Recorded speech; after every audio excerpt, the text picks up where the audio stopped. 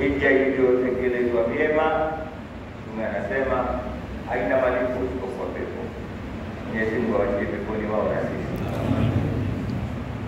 Kwa sababu mzee wangu Sheikh Muhammad Ayubu, Mungu amrahamu na kufaisha kwa elimu yake, alisema kosa vyote lakini zaidi usikose pepo.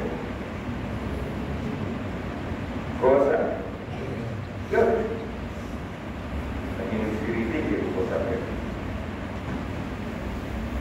Na akasema pata vyote, usikubali katika utakapopata isiwemo pepo.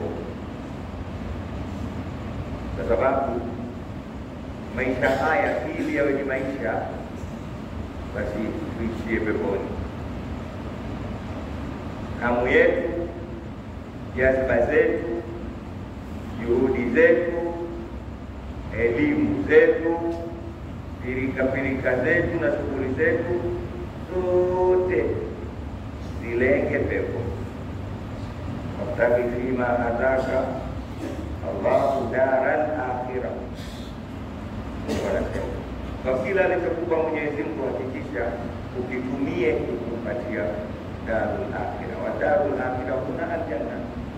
Kama Mungu amekupa elimu, basi hakikisha elimu hiyo ikupe watu.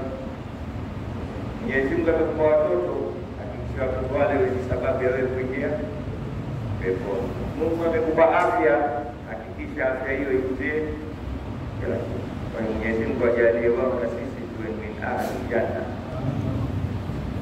Hiyo ili nikae chini mwaka mmoja, mimi nilikuwa sana na ndugu yangu Sheikh Muhammad Nasur. Tumehiji sana. Na mimi namshukuru Mungu alhamdulillah, kwa umri huu nimekwenda